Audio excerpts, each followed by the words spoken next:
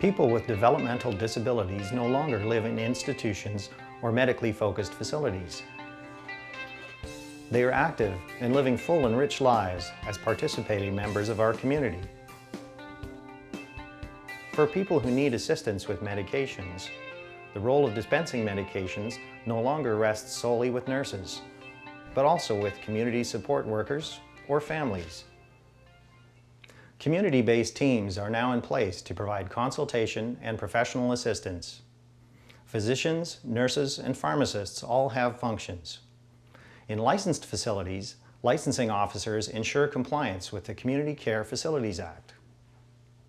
The community living sector has shown that safe and effective medication procedures can be in place to support people within their homes, at work, and as active participants in their community. The proper administration of medications is an important health and safety concern for all individuals working with people with physical and developmental disabilities. Our goals in this video are to teach the correct procedures for medication administration, help you handle problems that may arise, look at the knowledge you need about medications you are administering, look at the categories of medications commonly administered, look at some common systems for dispensing medications. By the end of this video, you will understand the importance of knowing the following when administering medications: the drug name, the usual dosage, how the drug is to be administered and how often, special considerations for that particular drug, for example, taken with milk, any precautions. Now we're going to outline the steps for safe, efficient, and effective administration of medications. When administering medications, do only one person at a time. This will eliminate any mixing of medications. The first thing you need to do when you start your shift is locate the care plan. During your orientation, you'll be shown where the care plans are kept.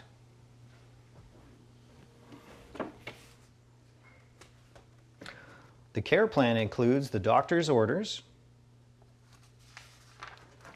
and the medication administration record, commonly known as the MAR. This is the time to look at the doctor's orders and the MAR to figure out your medication administration assignments for your shift. The care plan will tell you about how to administer the medication. For example, whether you need to give it with food or drink, whether you need to crush the pills, or other considerations as to how the person likes to take their medications. You may also find instructions about how to administer the medications from the pharmacist's directions on the label. For medications administered by feeding tube, you'll be provided with individual training not contained in this video.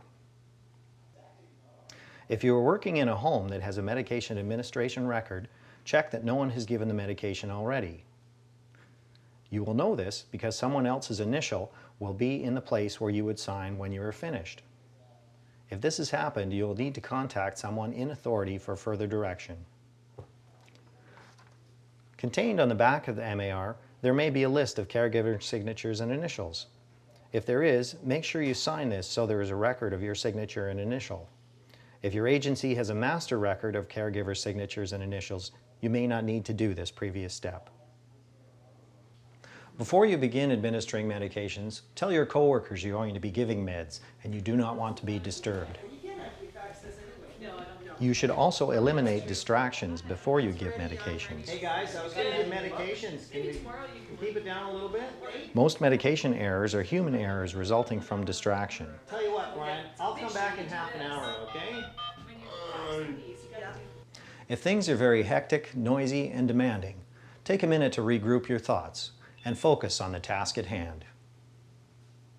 If things are too hectic and noisy, move to a quieter place. Delegate some tasks to your coworkers. Wait until later when things calm down. With most medications, you have 1 hour before or after the time listed on the MAR to administer them. Although be aware that some medications need to be given at a specific time. The direction for this will be indicated on the MAR and the med container. When you are ready to administer the medication, tell the person that you are caring for that it is time for their medications. Before giving the medications, attend to any needs, such as going to the washroom or positioning them. Before starting to administer the medication, wash your hands. When you are ready, clear an area and assemble what you need. For example, med cups, food or drink, or a pill crusher. You will find this information in the care plan. Once you have your equipment assembled, open the med cupboard and get out the proper medication. From the time you open the medication cupboard, you'll be looking for 8 things to ensure accuracy. These are known as the 8 rights. The right client, the right medication, the right dose, the right route, the right time, and for PRN as needed meds, add the right reason, and afterwards, the right documentation. And at all times, use the right attitude. Once you have determined you have the correct medication, bring it over to the MAR and hold the labels as close as practical to each other and check the rights again for a second time. When you have determined that everything matches up, examine the blister pack or pouch for any signs of damage or indications that it has been tampered with. If the blister pack looks okay, open the desired med and put it into a med cup without touching the medication.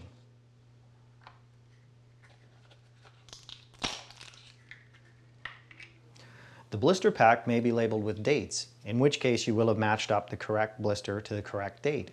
All blister packs have numbers, and some facilities match the number to the correct date. If your place of work uses the pouch pack system, a pouch pack has the first 4 rights printed on the package: right person, right med, right dose, and right time. You will be shown this during your orientation. If you make a mistake and the med accidentally drops on the floor, or the particular blister that you are using is damaged, note it in the appropriate documentation used at your site and obtain another med from the approved source. The contaminated med should be returned to the pharmacy for disposal. Once you have dispensed a medication, indicate this on the MAR by putting a dot in the medication's initial space. If by accident you do not sign for the med, the next shift will at least know it was dispensed. Before you put the blister pack or bottle away, check it a 3rd time to make sure you've done everything correctly. Then put the blister pack in the med cabinet and lock it up. Do not leave the meds unattended. If you have to stop administering medications for any reason, make sure they are labeled and locked in the med cupboard. Please note that if you do not sign for the medications, you will be disciplined as per your agency's error policy. Properly position the person for taking meds. Many persons supported are dysphagic, that is, trouble swallowing and eating, and positioning can be very important. This information will be in the person's book or care plan. Take into consideration the person's safety and comfort. Some things to remember. Keep your hands in the work area.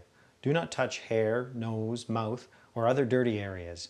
If you contact something you have doubts about, for example, you have to help the person blow their nose, wash your hands again.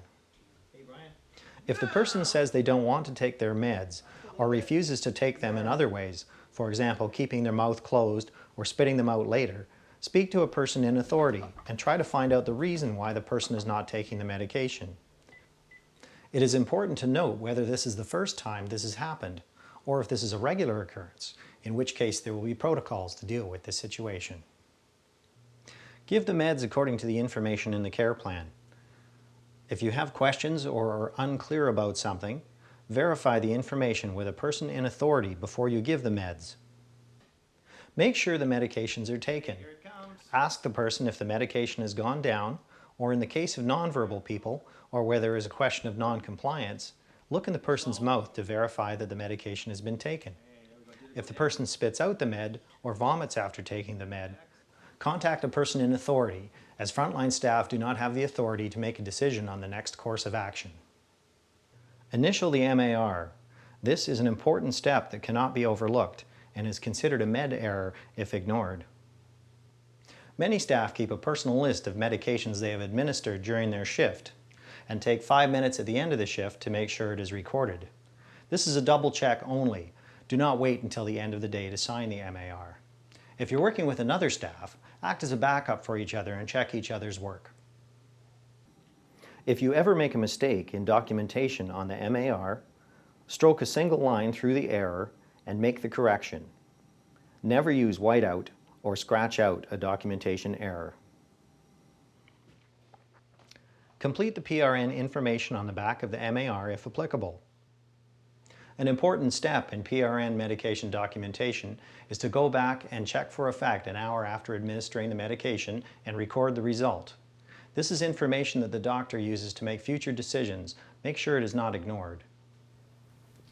You should know when and why you are giving a PRN medication and have a protocol as to when to give the medication.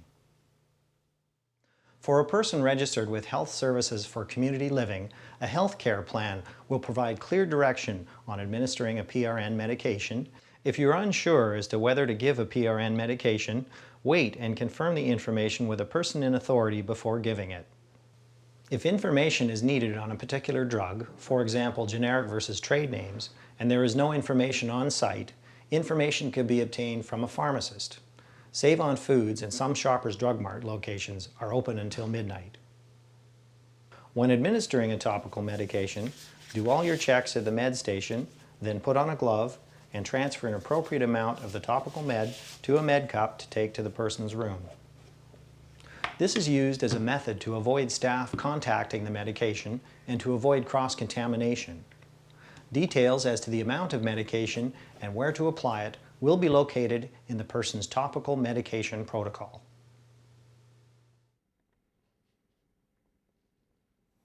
When administering liquid medications, make sure you note the marking on the cup for the appropriate amount and view the cup from a level surface.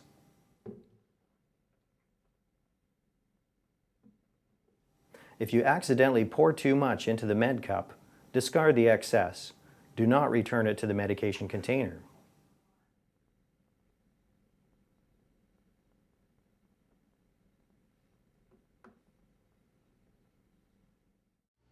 Medications are a serious business. Hence, we need to ensure all people are familiar with handling difficult situations and the procedures involved. Many times, questions can be answered reviewing the person's information on the medication administration record. However, situations can arise where you will need to contact a person in authority. In all cases where it becomes necessary to contact someone for help during the night, or when a person in authority is unavailable, a backup system should be clearly defined for you. It is important to know what constitutes a medication error. Medication errors include, but are not limited to, the following: omission of a medication for longer than 1 hour, administration of the wrong medication, administration of the wrong dosage of medication, administration of medication at the wrong time, administration of medication to the wrong individual, administration of medication via the wrong route, medication given without an order, medication given for the wrong reason, failure to document administration of medication, failure to document PRNs given on front and back of the medication administration record and in progress notes, medical protocols identified in the healthcare plan not followed, failure to complete required medication check. The most important action to be taken after a medication error has occurred is to ensure the health and safety of the person or persons involved. The administration of medication is a serious issue. In any situation, medication errors must be documented and employers must set in place protocols for review and additional training if required. The safe dispensing of medications are a condition of continued employment.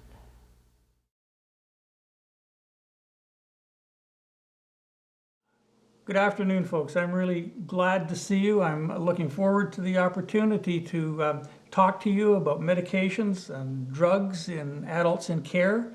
I really want to welcome you here. I think it's a great opportunity to discuss and to learn more about medication. Do you have any questions? So, Dr. Plain, what are the most common reasons for medications? Basically, the type of medication we use for acute conditions would be antibiotics, the same sort of medication we use for pneumonias or upper respiratory infections or urinary tract. Those medications we'd use to stabilize conditions or to treat a chronic condition might be medications for stomach, particularly anticonvulsants, anti-diabetic medications, anti-inflammatories. Why is it that people with developmental disabilities seem to take more medications than other people? I know that people with developmental disabilities seem to be taking an awful lot of medication. And in fact, that really is true. We have to remember that people with a developmental disability often have significant health issues that go along with that disability. A good example would be cerebral palsy, where people have problems with swallowing, they have problems with mobility, they have problems with arthritis, they have problems with chronic pain, and these often come on at a fairly young age. So the need to treat those individual disabilities or those individual conditions requires different medication. So yes, indeed, people with disabilities take a lot of medication, but each one of them is specific to a certain condition that they have. They're called comorbidities. There are some people with disabilities who take no medications, as you're well aware. Dr. Plain, could you please discuss what are the most common categories of medications used? So the most common categories of medications that we use are antibiotics, which we've already discussed, anticonvulsants, tranquilizers, and those break down into both major and minor categories, antidepressants, GI motility modifiers. And the real name for that is an anti-reflux agent. I think that's what most people are familiar with. Pain medications, of course, medications for diabetes, medications for heart, and medications for asthma or chronic lung conditions. As a support worker, what is it that I need to know and document when I'm administering medications? When administering drugs as a caregiver to a person in your care, it's really important to remember the rules, the golden rules of right. The right drug, the right dose, the right time, the right person, and the right method of administration. By doing that, you'll be able to protect the safety of the vulnerable individual in your care. And clear and legible documentation of administration, ensuring that the medication is actually taken as prescribed and actually taken by the individual and not pocketed or sequestered in their mouth. And lastly, recording and discussing any abnormalities you notice in the way in which the person takes the medication or any unusual reactions to the medication the person might have. Are medications ever used for any other reason than their primary purpose? That's a really good question, and I get asked that one quite frequently. The short answer is yes, but I need to elaborate. Medications are prescribed for a specific health condition, and the best example I can think of is epilepsy. And so for a person who has a seizure disorder, they get an anti-epileptic drug or a variety of anti-epileptic drugs. But if you take a look at many of the people we support, they will be on anti-epileptic drugs, and we know from their history they don't have epilepsy. So why are they taking these drugs? Research has shown that some drugs, particularly the anti-epileptic drugs, have beneficial effects in people with certain psychiatric illnesses, such as bipolar disorder. And so you'll find a person who has a bipolar disorder, the old term being manic depressive condition. You'll find these people being stabilized on anticonvulsant medications when they don't have epilepsy. So that's why you sometimes see people using medications for non-indicated purposes. If you look at the literature, you won't find that drug being used for that particular purpose. But in reality, experimental and practical sides of medicine will show that they do have a beneficial and therapeutic effect. So that's why you see them used. Dr. Plain, can I give someone a complementary or alternative medication? Well, complementary and alternative therapies may indeed be used for people with a developmental disability, but they are dealt with in a somewhat different fashion, and they need to be authorized or prescribed by a person licensed under the BC Health Professions Act. So these medications, complementary and alternative medications, or CAMS, C-A-M-S, can be used only if prescribed by a person who's licensed under the Health Professions Act. They're not covered under pharmacare. They've got to be purchased by the family and taken to a licensed pharmacist.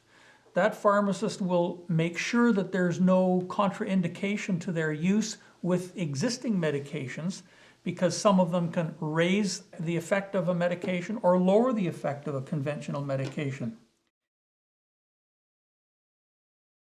The pharmacist also has to receive authorization from the attending physician or from the health professional, and must include these medications in the blister pack or bliss pack.